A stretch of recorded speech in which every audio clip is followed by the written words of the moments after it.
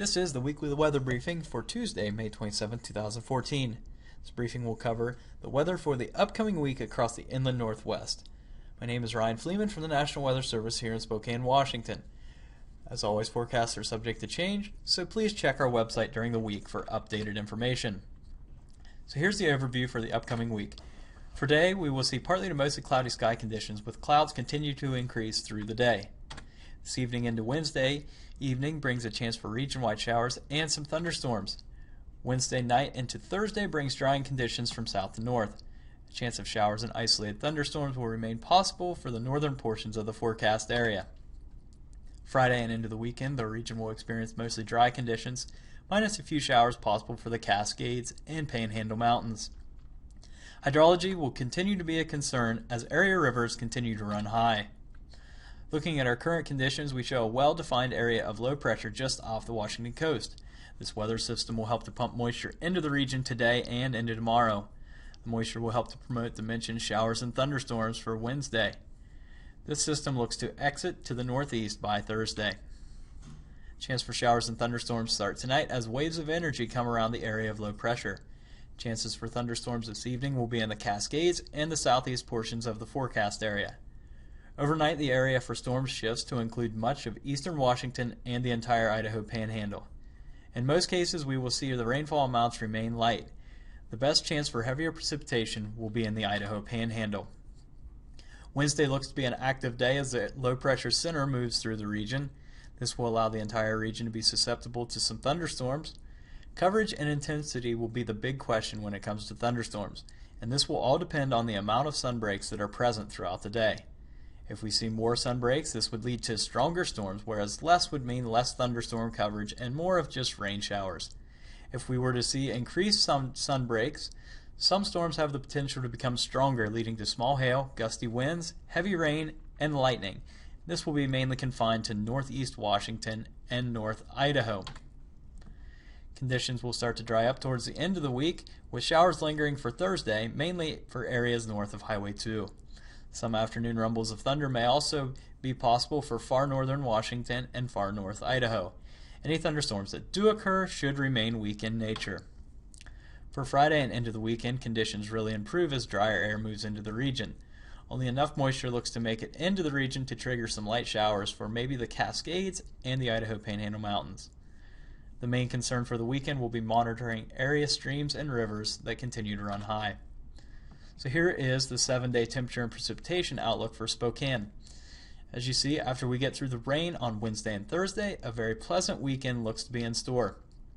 Other areas around the region show similar trends with temperature and precipitation chances. Another round of mountain snowmelt is anticipated due to the warm weekend temperatures. More minor flooding is forecast for the Okanagan River beginning this weekend. The Pend Oreille River below Albany Falls Dam is steadily climbing and forecast to hit flood stage early next week. We also keep an eye on the Kootenai and Stehekin rivers, which will approach or exceed action stage. The amount of water stored in the mountain snowpack continues to run above average for this time of year. However, most every snow-tell site has peaked for the season and is on the downward trend, and much of the low and mid-elevation snow has already melted out.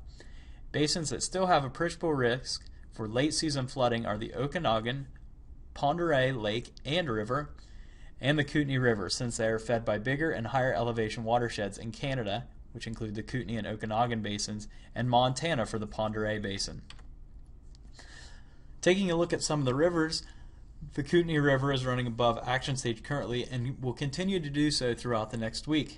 The high flows are mainly due to releases from Libby Dam, which is managing some rainfall runoff and above average spring snowmelt runoff coming from the Kootenai Basin in the Canadian Rockies. This supplies most of the flow for the Kootenai River. Those with hydrologic concerns should continue to monitor river forecasts closely. Looking at the Okanagan River near Tonasket, we can expect to see another round of minor flooding near the end of the week. The flooding is driven mainly by the forecast snowmelt and rainfall this week in the Similkameen River Basin in Canada, which supplies most of the flow in the Okanagan River. Those with hydrologic interest should continue to monitor the river closely.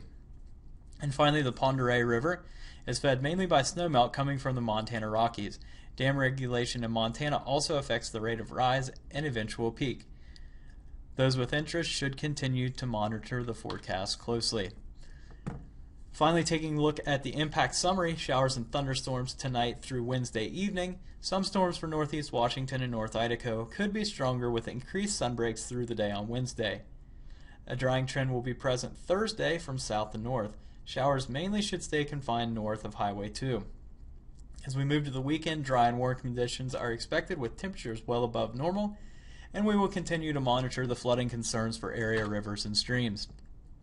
So here's the 8 to 14 day outlook issued by the Climate Prediction Center. The outlook is valid June 4th through June 10th. Forecasters from the CPC favor above normal temperatures with increased odds of drier than normal conditions. And here's how you can stay informed with the National Weather Service. You can visit our webpage at weather.gov/Spokane. You can like us on Facebook at National Weather Service Spokane, follow us on Twitter at NWS Spokane, or follow our YouTube page.